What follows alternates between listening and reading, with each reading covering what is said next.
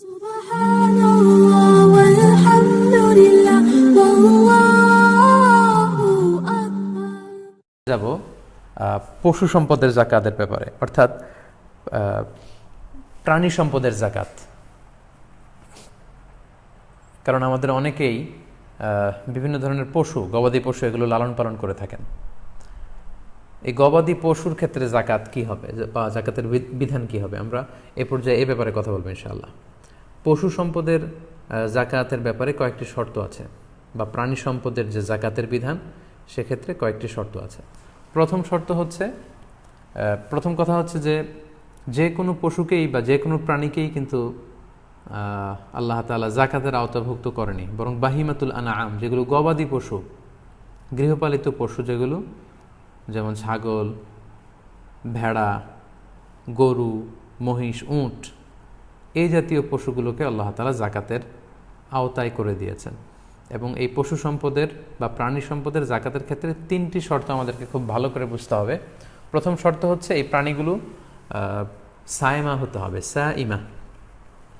সাইমা মানে হচ্ছে যে প্রাণীগুলোকে খাওয়াতে আপনার কোনো খরচ হয় না, বরং এই পশুগুলো বা এই গবাদি পশুগুলো বা প্রাণীগুলো বিলে যে বা চারণভূমিতে যে কিংবা চড়ের ঘাস লতাপাতা এগুলো খেয়ে, বিলে, চড়ে, চারণভূমিতে সেখানে যে লতাপাতা বছরের বেশিরভাগ সময় এভাবে মাঠের ঘাস খেয়ে বা বিলের, হাওড়ের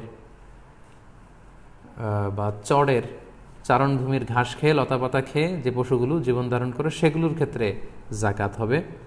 যে পশুগুলোকে আপনার ভুসি খাওয়াতে হয়, গম খাওয়াতে হয়, অনেক খরচ করতে হয় এগুলোর পেছনে, ওই পশুগুলো যাকাত হবে না, এগুলো যাকাতের আওতার বাইরে। প্রাণী সম্পদের যাকাতের ক্ষেত্রে 2 নম্বর শর্ত হচ্ছে 1 চান্দ্র বৎসর পূর্ণ হওয়া।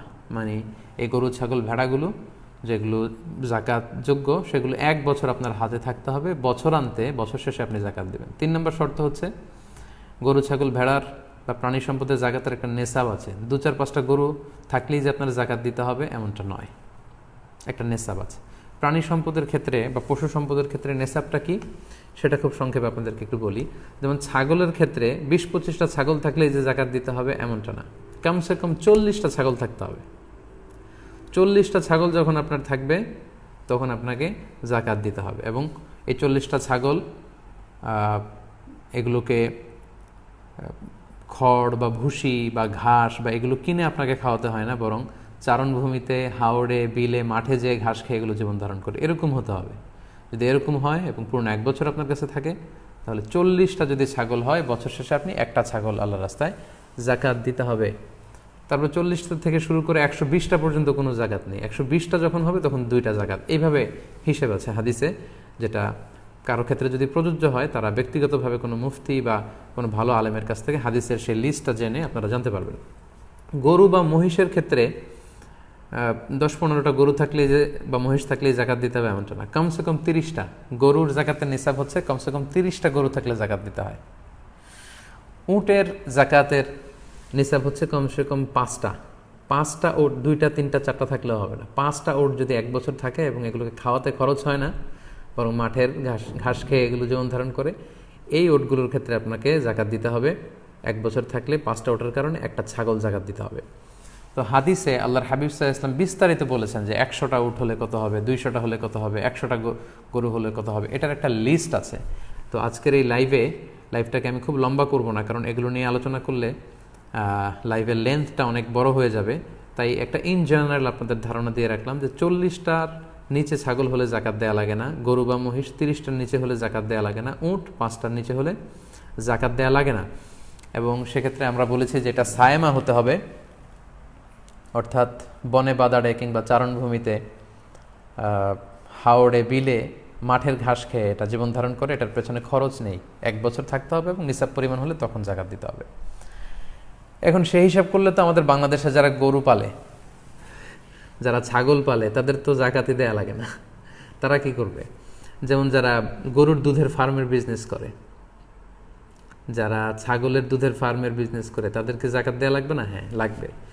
তাদের পশু সম্পদের যে হিসাব, সেই হিসাবে যাকাত দেয়া লাগবে না, তাদেরকে এগুলো ব্যবসায়ের সম্পদ হিসেবে যাকাত দিতে হবে, যেগুলো আমরা গত লাইভে আলোচনা করেছি।